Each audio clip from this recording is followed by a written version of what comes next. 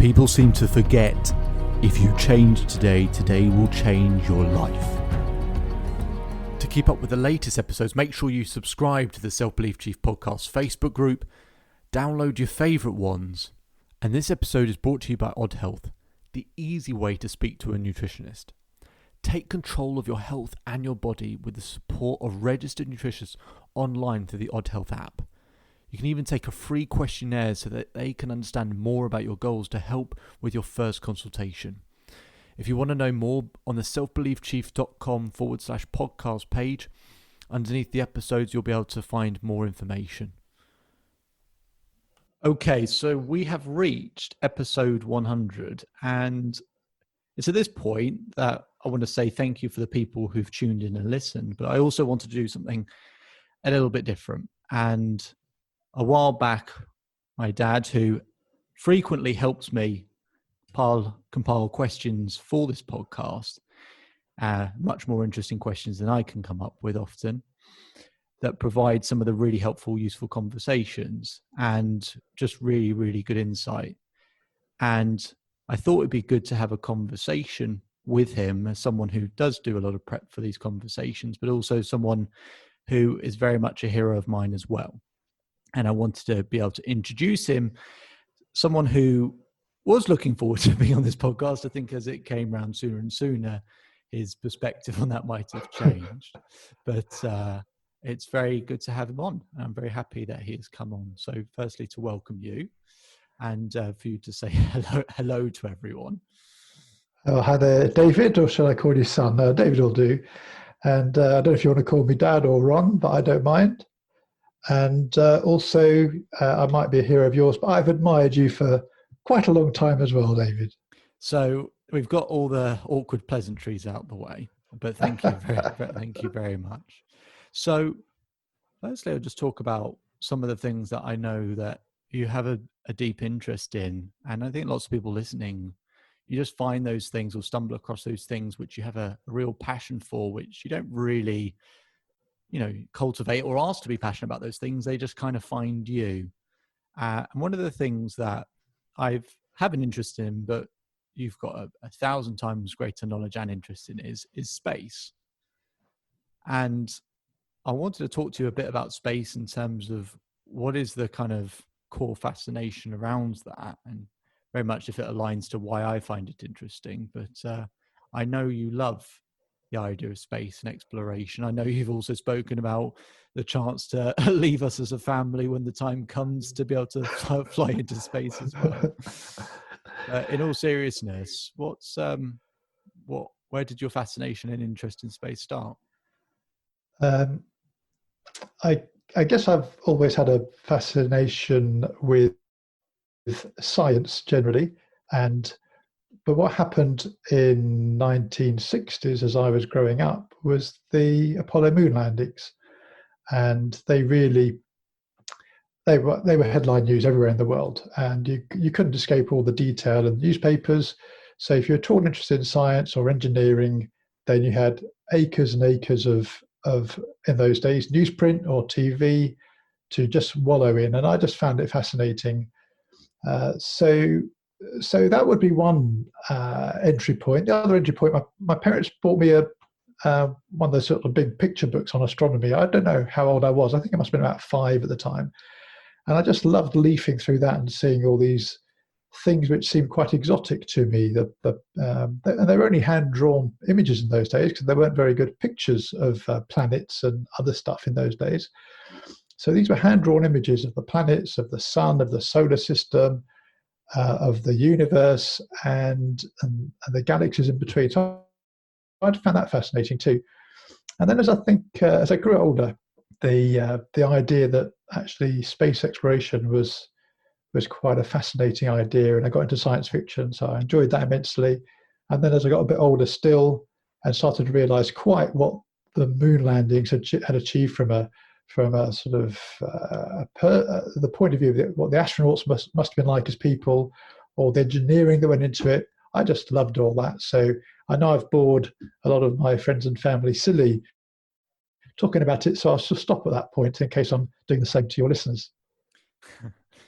No, I think it's just nice when most people find it interesting when you get to listen to someone who is passionate about something. And I know you've sort of flown planes, and I know as maybe at some point in your life you felt as if, oh, I wonder if I could travel into space. So when you think about the thought about the actual idea or the possibility of actually being able to do that, what is it exactly amongst all the reasons why you're interested? What exactly is it about that you would love to experience? Why would the experience be so amazing for you? Yeah, well, whilst I think about how to answer that question, I'll tell a story that you remember me telling about just after your mum, Sarah, and I were married. And we were sitting in bed one Sunday morning and reading the newspapers, and there's a full page advert in the paper saying, "Do you want to go into space?" And I looking at this thinking, well, yeah, I do, because I've always wanted, like the idea of that. And this advert said, do you have a science degree? Well, I did.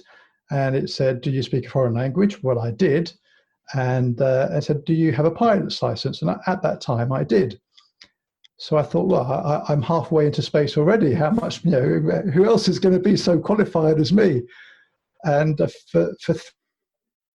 didn't share this excitement with Sarah at the time. I just sat on it for 3 days, seriously contemplating applying for this.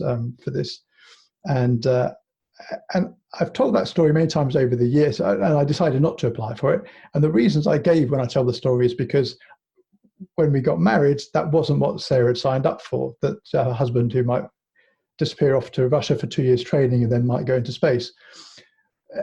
As the years have gone on, I realised that some of the deeper reasons were probably my own cowardice and my recognition of my own the likelihood that I might not quite be the successful candidate amongst the thousands that applied. But the reason I thought about it seriously for 3 days, coming back to your question, I really cannot think of anything more exciting as a view than looking back on the earth and appreciating your place in the universe. And there's two things going on looking back on earth. There's how small we are, but also how much man has imprinted himself on earth. Not necessarily in bad ways. That's not an environmental point I'm making. It's just when you see all those cities beneath you, or the small towns and villages lit up, and you see ships on the oceans, it just must be mesmerizing. And when you hear astronauts talking about looking at the earth, they cannot tear themselves away from the window. So there's that aspect of it. I just cannot think of a better view. Yes, we have beautiful views on earth, and I've been fortunate to see a few of them, but I just can't think of anything more compelling. And then when you face the other way and look into the blackness of space and the pinpricks of light, because when we see them through the Earth's atmosphere from the ground, they're all a bit made a bit blurry by the atmosphere. But when you're out in space, they're pinpricks in an otherwise complete blackness. And then seeing the sun rise over the rim of the Earth, I don't know. It just filled with wonderment, and the fact that somehow, if I were there, I'd be living some of this boyhood fascination with science fiction stories. I guess that's what would compel me to want to go into space. Apart from being a coward, though. You mentioned about the darkness or the blackness and seeing the pinpricks amongst all of that. And how easy is that for you in moments coming away from space where the world does seem darker or the picture's not very clear, for you to still see those, as you described, pinpricks, but I guess those points of beauty or points of, kind of amazement or whatever. You and I think in that regard can be quite different, and you might well have a better ability at seeing those at points than I do.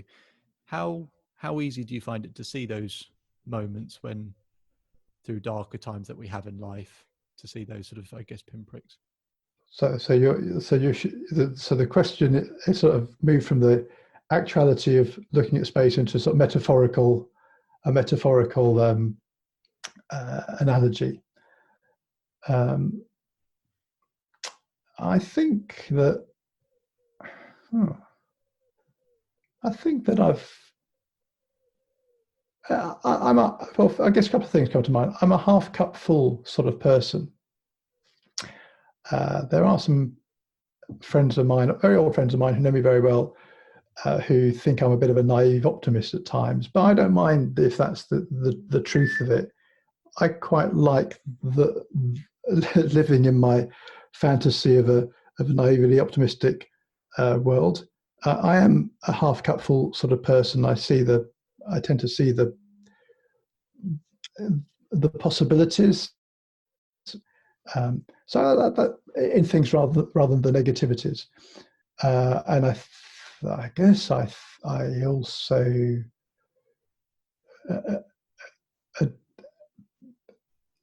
I don't think I've ever had to face a desperate adversity. So how would I react to that? I don't know, and I wouldn't wish to be dishonest enough to claim that I do. But there's been a few sort of bumps along the way, and so when those bumps arrive, I think I see them as problems that have to be addressed rather than. So my first response after is, well, how are we going to fix this, I guess. And the third thing I can think of is I compartmentalize quite easily most of the time. So if something comes up, it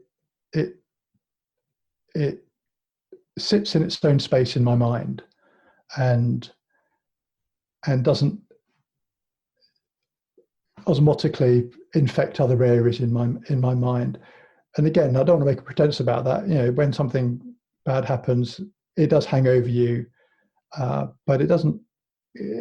But it's still compartmentalized, and to a large extent, in terms of sort of functioning and trying to fix the problem as I see it. So I guess that's how I keep the. And if you want to see those compartments as the for me, they're pinpricks as well, actually. So it's not just the good things in life, but the adversities are also opportunities to fix things, and maybe fix them even better than they were before. Yeah, I get that. I can understand that. And to touch back onto space, I only wanted to bring that up because it seemed an apt analogy. Thanks for that curveball there. Yeah. So, with some of the work being done and the sort of innovation in and around space and exploration, how important do you see all of that? Because we go back to the 60s and 70s, where sort of talking from a kind of US communist rivalry or US Russia rivalry, and the need to get to the moon, and lots of different meanings and reasons or needs to visit space for the first time. Moving to the present day, how important do you see space exploration, and how critical, if it is, do you think it is? Do you think we should be investing more or less?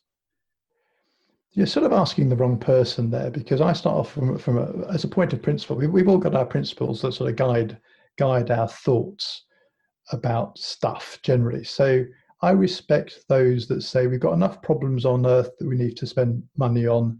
Let's spend the money that we are, in their words, wasting on space, on the problems we have on Earth. And I respect that as a point of view, but I don't, as a point of principle, come from there. As a point of principle, I come from the point of view that this is a very big, wide world. There are a ton of opportunities and a ton of problems, and there are currently 7.5 billion people on the planet who might be able to solve some of the problems or take some of the opportunities we've got. If we don't give them free rein through research, through exploration, to do whatever it is that floats their boat, then we are constraining humanity in some way.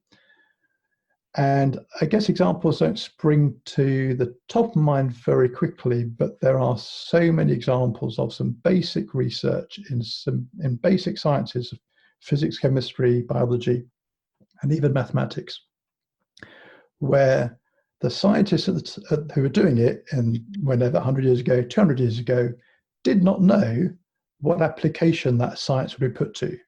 But lo and behold, decades or centuries later, something that benefits humanity in ways that were inconceivable but vast take place.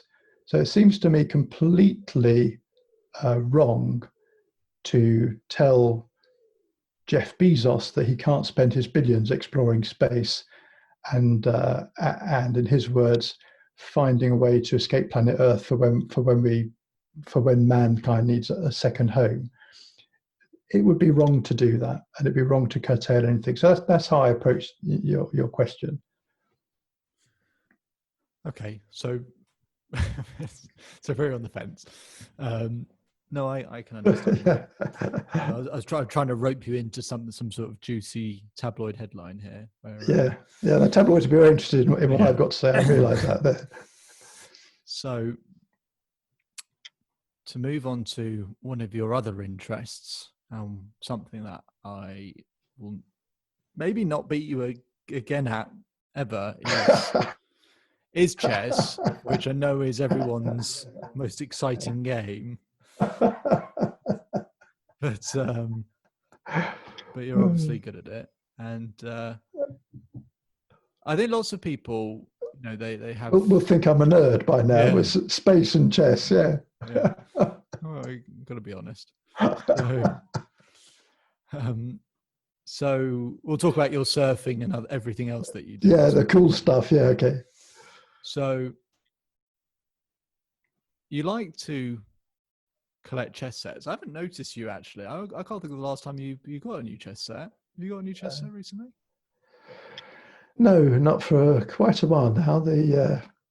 I think ran out of space. One about once a year, and you chess set that way. Well, I think at one point it got to maybe 2 or 3 a year. But the thing about chess sets, the thing about chess is, apart from being perceived as a nerdy game for certain types of people, and I do get that. But I can assure your thousands of listeners that not all chess players are like that. And for me, it's a terrific game because it pits two people in open combat, mental combat, and it is a war. And when you're playing it, you want to kill the other person. You absolutely want to defeat them. It becomes very competitive and a very visceral feeling if you play competitive chess, that you really want to beat the other person. But it's an odd game because you can see everything that's on the board. The only thing you can't see is what the other person might be thinking. But when they deploy their troops, and that's how you've got to think about these chess pieces as troops being deployed by a general, you can see, more so than any general in real life, exactly what the troop deployment is. So it's a really interesting battle of wits, which I'm not actually very good at because I make careless mistakes. Am I just really terrible? No, of course not. And but I'm not good enough to lay claim to being a good chess player. So chess sets for me. So if chess is emblematic of a battle of wills between two armies, then when you look around the world at how chess sets have been fashioned by different cultures and different societies at different times, most of them, of course, are depicting the battles of the times. So you've got the Greeks versus the Romans, or the Spanish versus the Arabs, or whatever. So to see all of these characters from history or from different parts of the planet represented, it is for me just sort of quite fun. And I've never collected particularly valuable sets. They come in all different shapes, sizes, materials. One of my proudest or the most pleasing chess sets is one for a doll's house. It cost me £6, however many decades ago, and it's about 4 centimeters square board. The pieces are tiny. I just love it. I just love it. So yeah, that is because it just represents many cultures, many different times in history, and this battle of wills between a fight to the death. The reason I brought up the chess was yeah, okay. Yeah. No, the reason I brought up the chess was the pinpricks of life in a chess match. Is I always find it quite amazing, considering how long those games go on, in terms of focus and concentration. There are players that, they're not necessarily the case with yourself, but they play, a game can last hours and hours and hours.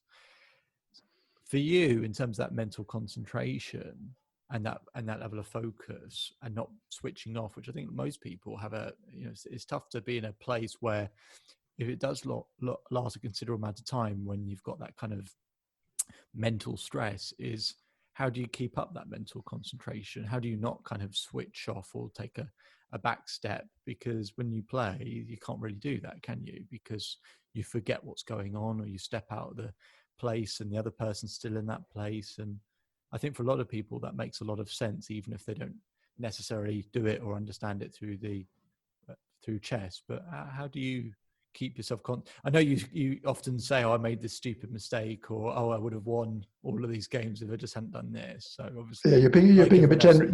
You're being a bit generous there, because what you usually say to me, not in public, is that when I come back complaining about having made a stupid mistake, you say that every single time. So yeah, that's true. Maybe okay. Next question instead. You're right. Your focus is tiny. Well, it is. So I sit there, and my mind wanders a bit too easily. The competitive matches I play, and they take about 3 hours. World Championship matches, I think they're about 6 hours long. I might be wrong about that. It does take a lot of concentration. The moments I love in chess is when you're so lost in the match that your mind doesn't drift, and I'm not at the level where this is true, but I guess when I'm in those moments, I can sort of glimpse what I read the world champions say, that it's as if they're moving in a different plane and seeing patterns on the chessboard in front of their eyes. They don't really think in terms of, if I do this, then this happens, and if I do this, then this happens. They see patterns evolving, and almost like clouds moving in and out of focus. And so when you're really lost in a game, I'm nowhere near what that description I just gave, but you're so absorbed in it that's quite good fun. But my mind otherwise does wander too easily. So I'm not sure how I can better answer your question. But let me ask you a question, because there are some games where you've beaten me despite your proclaimed. Well, I can remember when I was 5, and then I didn't realize until I was a teenager that obviously I hadn't won, because you'd let me win, unless you're about to tell me otherwise, and it's really embarrassing for you. But I can't think of the other times. On several occasions, you've brought this up and have posed the question, unless you let me win, and I've enigmatically left that floating in the air.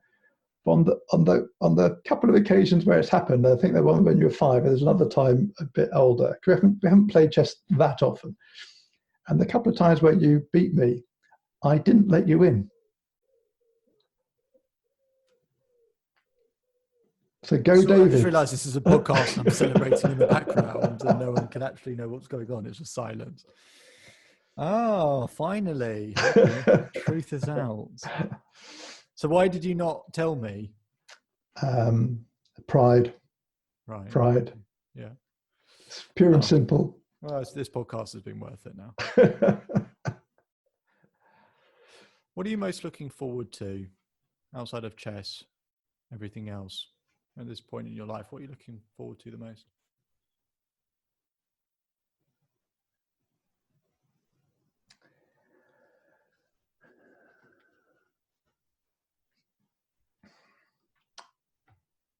Well, Hmm. Dramatic pauses aren't quite as effective on podcasts. Yeah, they are they? And the cold sweat that I've come out in isn't visible on a podcast either. I think I'd have to say the fairly saccharine. I give the fairly saccharine answer to see you and Catherine, your sister, just continually moving forward in your lives and making successes, hopefully, and having because we're not successes yet. Having more successes. And I said moving forward, and that's as in having more successes. And so, as saccharine as that might seem, that's the most important thing that I would look forward to. Mm-hmm. Sorry, not a more interesting answer in many ways. I sort of would have judged you if it was a different answer, to be honest, I guess, having now that you've said that. That's why I paused for so long, because that was the first answer that came to my mind. And I mean, you paused and then you only came up with that. I mean, that's... Well, because that was the only answer. So I was pausing, thinking, is there a different answer? But also, do I dare give this answer? So, is there a better answer to give than that saccharine one? That's why there was a long pause. I'm sorry. It's okay. You can edit it out. It's fine. Oh, you want us to do well, grr. Presuming that the answer might be along those lines. What is it like parenting my sister and I? Oh, it's a joy. Yeah. Okay. What are the differences in terms of parenting styles that you have to provide or utilize with each of us? Can I tell your listeners that the reason you're asking this question is because you're determined to discover which one of the you two is favourite? No, we know they don't. Well, we know which one's the favourite, and I've made peace with that. So I've dealt with that fine now. It's made me who I am. So we've gone through those hardships. Are there different parenting styles? Are there different ways that you, with Catherine and I, that you thought actually we've got to approach them differently because they are different? It might not be even a conscious thing, but. Well, I can't. I'm not. So I'll answer obviously for myself. As opposed to parenting in general, and I guess the answer is yes and no. I'll start with the no. The attitude that both Sarah and I take, I think we both agree, is to encourage, even from a young age, a very young age, to be self-sufficient, to support when needed, and to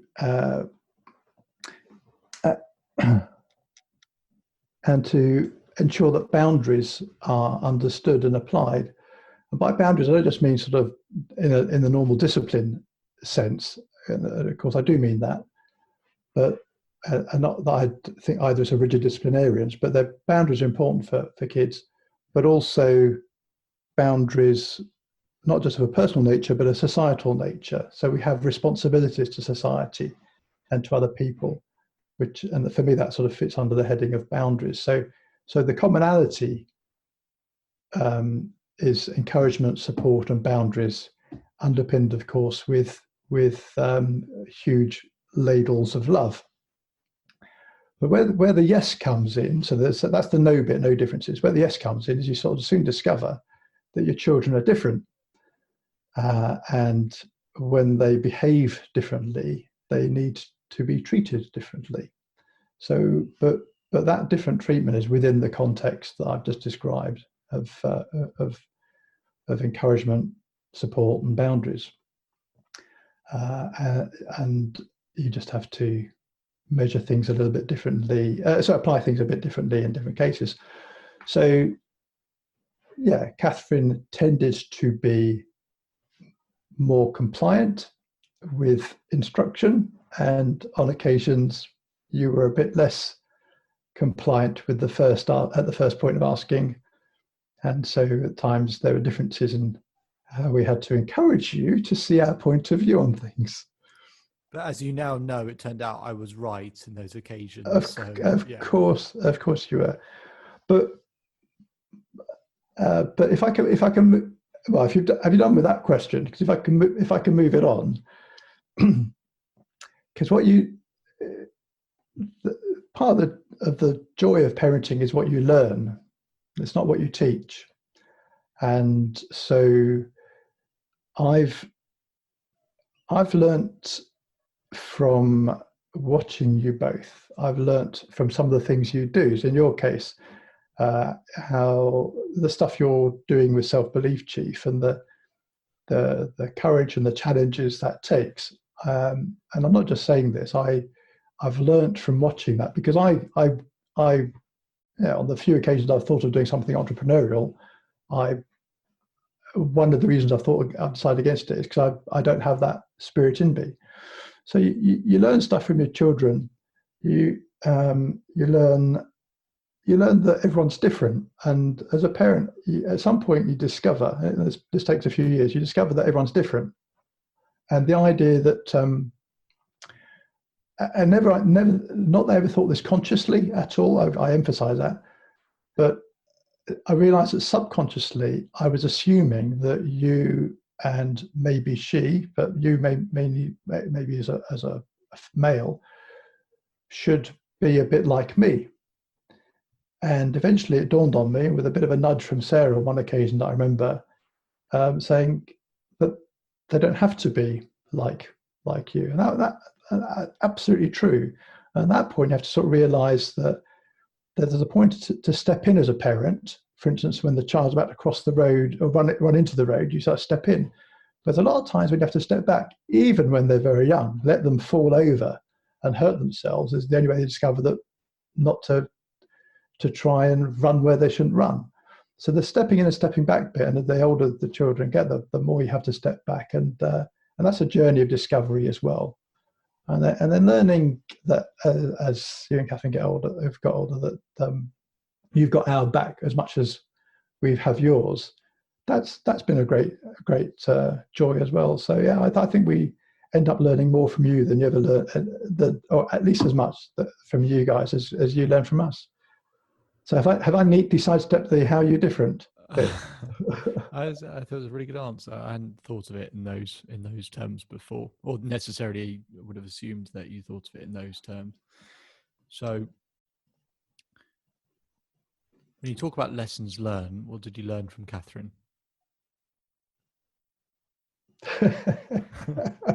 Oh, this is hard. Oh, this is taking longer. That's a quick answer for me. It wasn't. What did I learn? Hang on. What did I say I learned from you? About you learn in terms of the entrepreneurial side of. I see. Okay. All right. From Catherine, that's a good question. Let me think about that one. I know, it's really scratching our heads here. I hadn't prepared for that one. From Catherine, I think both of you have got a measure of me and a measure of mum, and hopefully, because none of us are perfect, hopefully the measures of the good bits of us are greater than the measures of the bad bits of us. And Catherine has maintains very good contact with friends from whatever era, and the way she does that, I can only marvel at, because I'm not built like that. Sarah's built more like that, but I don't know if Sarah would agree. I think she would. Catherine sort of beats us both at that. She does it very well. She does it in a very genuine way, and I actually, so it's not something I've learned from her, because I wish I could learn it from her. I'm just not built that way. But yeah, I'd agree with that. I think that's definitely a great quality that she has. And so there's the we had to give her something, didn't we? There's the lessons that you suggest that you, or not lessons necessarily, but you observe it, people, a different way of living to a certain extent, and new ways of going about things. But aside from us, in terms of lessons that you've learned, over the course of your life, and actually what were relevant and what were impactful and what you noticed really made a difference for you at whatever stage. Can you think of particular lessons that you feel that maybe you're not learned in a particular moment, but say you talked about the joy of being able to learn from us? What are the things you've learned from other people? Oh, blimey. That's a very long list. That's a very, and I don't know that I would know where to start. I can absolutely identify with things that my parents taught me. Um, for my mother, she's a brilliant cook, so I've inherited a love, if not an ability of cooking that she has, but also her active love of family, the not just the immediate family. She gets so many visits and calls from so many nieces and nephews, and that's because she's reaping as she sowed in life. She gave love and hospitality so frequently to so many. And again, a bit like we were saying about Catherine a moment ago, I have a bit of that gene, but nowhere near as much as my mum does. From my dad, I just learnt so much about. Well, he was a role model for me in terms of how to be a man. I don't mean that as a man's man. I just mean that as a male, as a father, and and the practical bent he has to fix anything. We did take a TV apart once and never put it back together again. But the learning of the curiosity to you can try to fix anything, and then the ability to fix some things comes from him. But then in the world of work, I've had so many mentors, normally not explicit mentors, but people that I just looked to and thought, I'm learning from you. So there's a long list of those. Not just as a name check, but I would throw in my sisters. They from whom the importance of family is also reinforced, and they both have their talents that I observe and learn from. Then I probably add two more to this. My longest and oldest friend. I've got two very old friends, and they're both very, very good friends. But one in particular, who is much longer in our relationship than the other one. He and I spent ages just working out the meaning of life as we were teenagers, and that put me in great stead. Whether we actually worked out the meaning of life and solved any things is obviously in great doubt, but that was very formative. And then finally, your mum, with whom we had we just passed 37 years of marriage yesterday, and I learned from her most days. Too much to mention. But you asked, what did I learn? I think so. I'll try and think of something specific that I learned from Sarah, amongst the many, many things.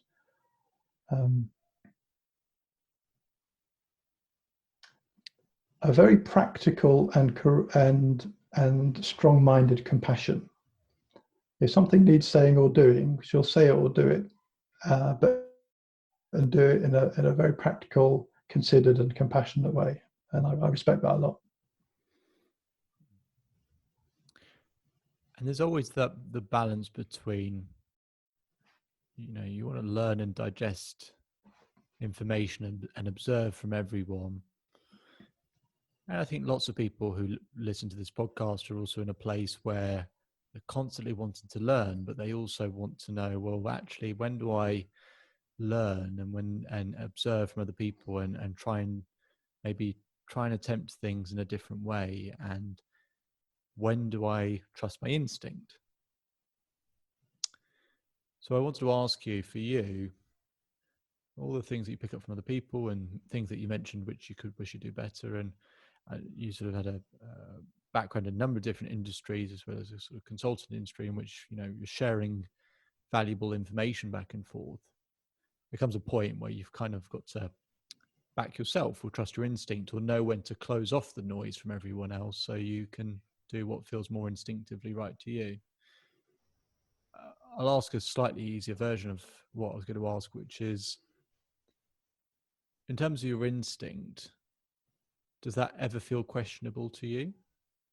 Does that feel something that you feel like you've always been able to reliably trust that instinct, or have there been occasions where you find that to be more challenging?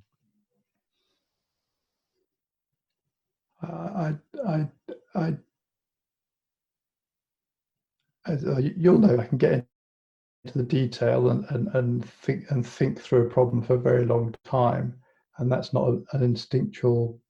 That's not indicative of an instinctive behaviour. But other times, many other times, and of course, even when you go to detail, you have instincts about things which you bring into play. And I do by and large trust my instinct, but I like to think I trust it in a measured sort of way. It's a questioning sort of way. I like to think that some of the time, at least, I can spot if something's an instinct rather than an observable fact, and then ask myself questions about the instinct. But of course, there are times when you've got to act on instinct because you have to act more quickly, and I do tend to trust that. I can certainly think of occasions where I've regretted the instinctive reaction, but hopefully, but more often than not, that's not been the case. But there have been a few times when the regret has replaced the instinct. You regret things said or done, and you can't undo that. And sometimes I do. If I wake up in the night and think about stuff, on some occasions, I'll run through a few of the things I wish I hadn't done, and I'll run through a few of the people I wish I could apologise to. Even if I'd apologised to them at the time, I'd still so there's some regrets. But no, most of the time I do trust my instinct, and it served me fairly well. But I do go back to what I started off by saying. I do tend to go into the detail about stuff. So I like to think that my instincts are grounded in rationalism, even if the rationalism is subconscious. Mm-hmm. Of course, the most important reason why I ask about instinct is because your mum are highly competitive. And so being able to trust your instinct in those key battles and those key moments when you play your Bananagram or whatever other cool games you guys are playing these days. Is you're going to be able to trust that instinct and be super focused, and it's the real battles of the week. It's going to set up the whole week, and for one person it's going to be a great week, and for the other person it's more disappointment. Who is more competitive between the two of you?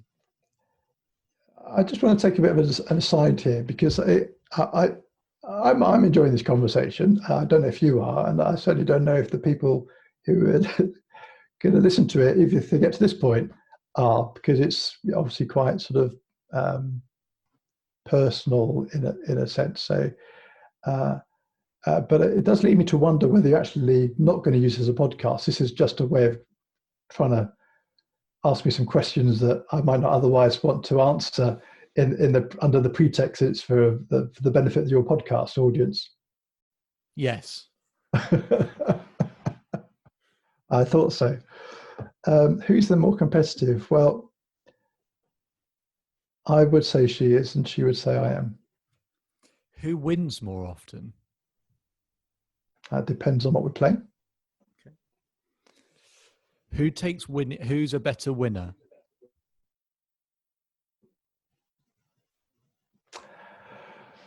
Ooh, probably more. I don't think either of us are bad losers, just to get that in very quickly, but probably more often than not, she's the marginally better winner. But I don't know, actually. I don't know. I think about the same. I don't know. Who's I the do a better? bit more. I do a bit more sledging than she does, so I'm factoring that into my answer. Yeah, I mean, that's the one relationship where you should be able to trash talk, isn't it? So, Yeah. who's the better loser?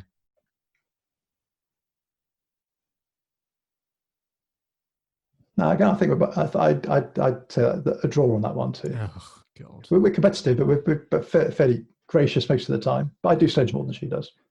What's your favourite game that you both play?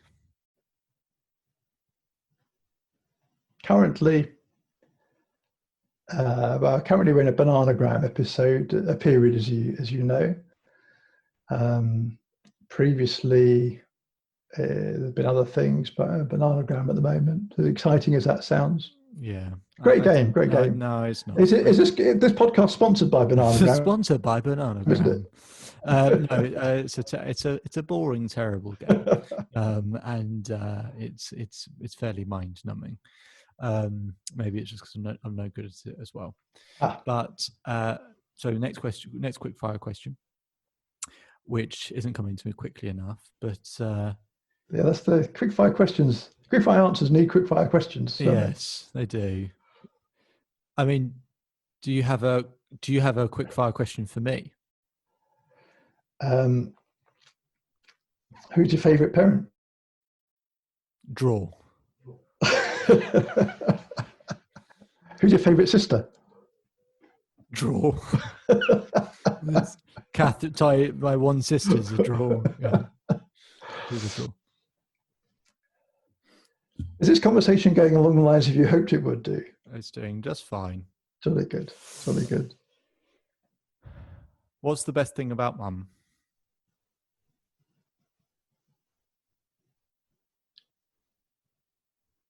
Oh, too many things to list. Oh my God. I think I'm so sorry for people listening. I think I appreciate. I've already mentioned one thing which I appreciate. I'll mention one other thing I appreciate, which is that she is a very good and loyal friend. I'll mention one other thing which is that she is.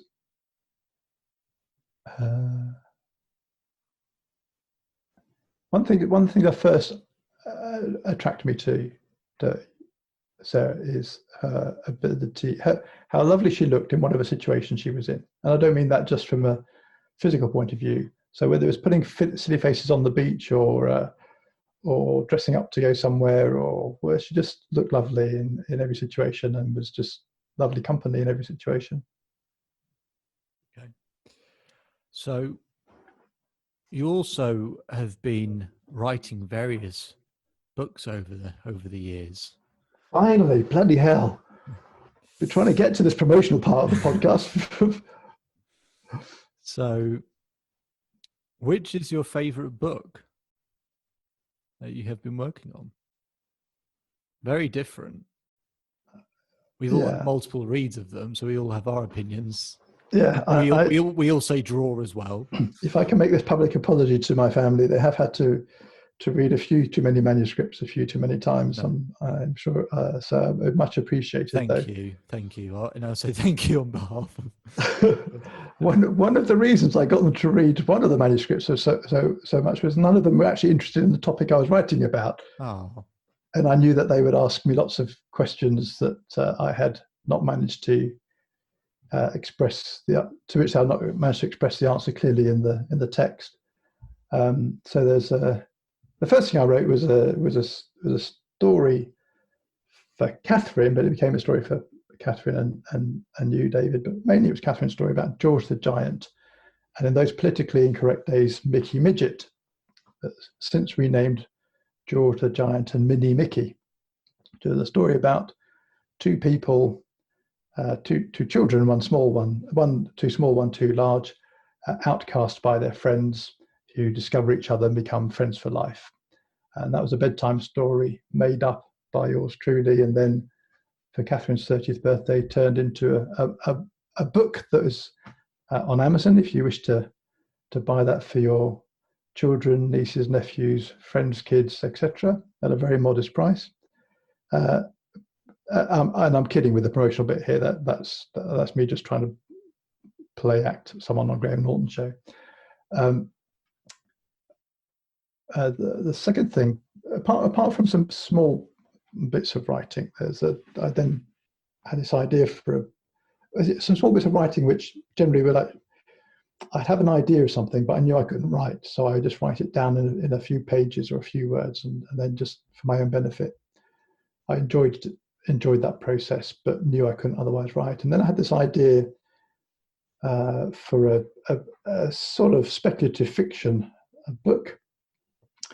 One of my sisters said, well, that would make a great book. I said, I don't do books, so I can't write dialogue and I don't do plot. Anyway, that became a book which is not yet out.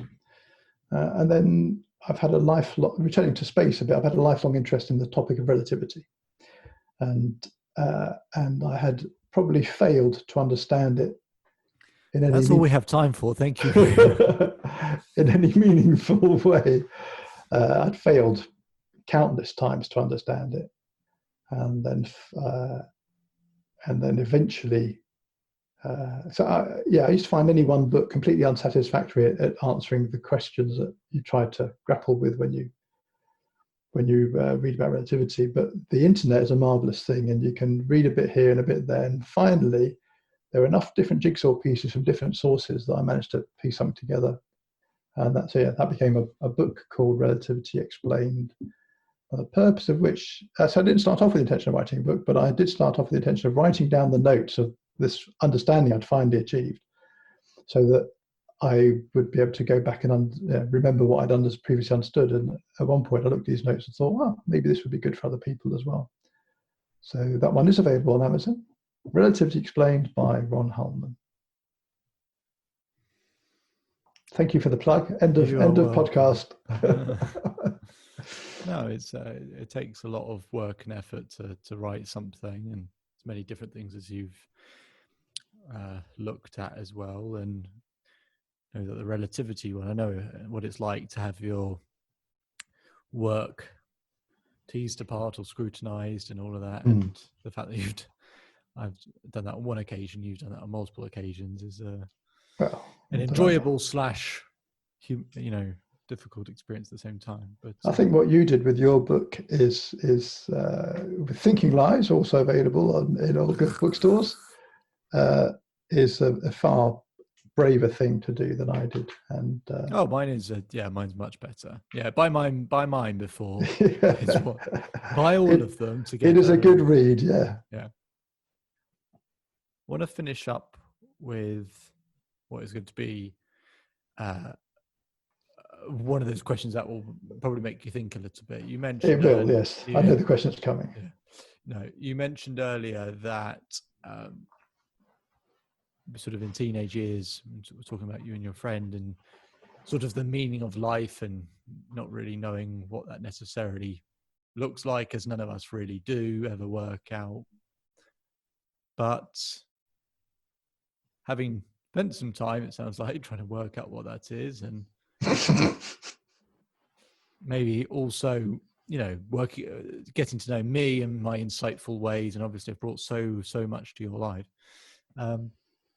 What do you think the meaning is, at least for you?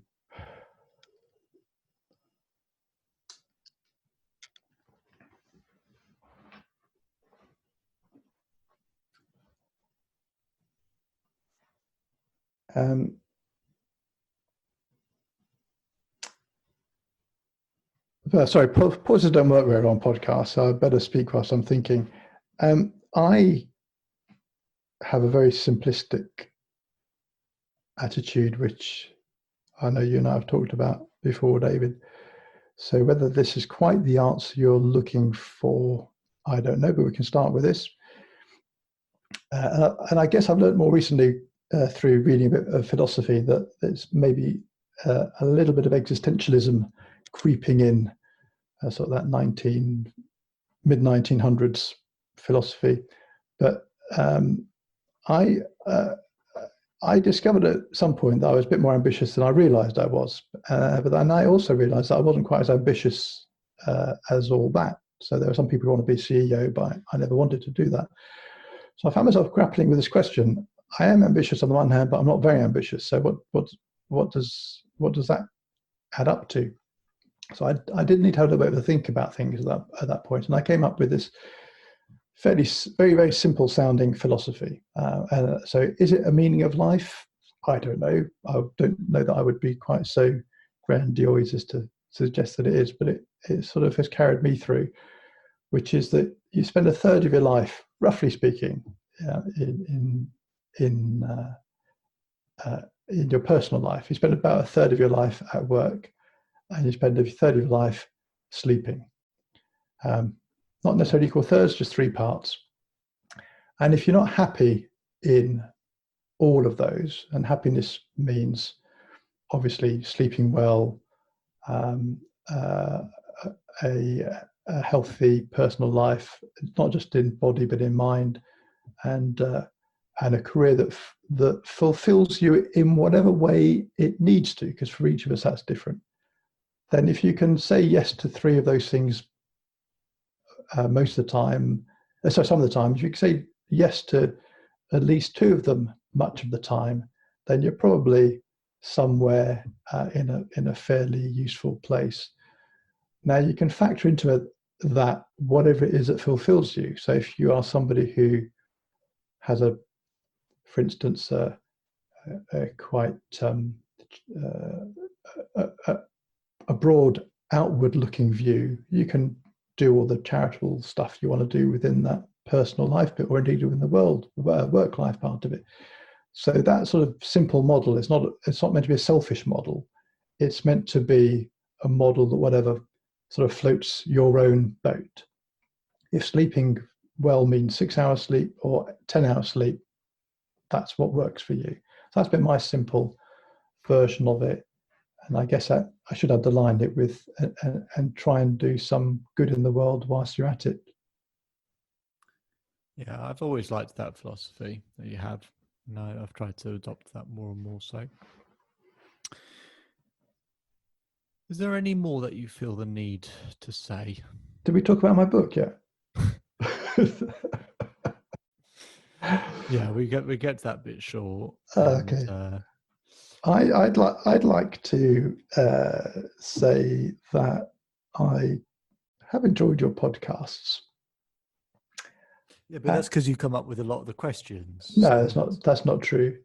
And I think that you and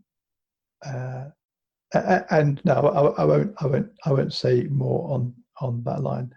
So I take it as a sort of an honor, which I appreciate, to be part of your 100th podcast. Oh, I assumed that would be the case. The fact that you felt the need to say that is almost, just safely presume that all guests. And yes, for you to be the 100th, I guess, has some sort of special meaning. But no, when this goes viral, will I get some sort of share of profit or? Yes, and I will let you know at some point what that is. Thank you very much. Thank you very much for joining me. It's been a real pleasure, more so than I had expected and not as much as I had feared. Thank you very much.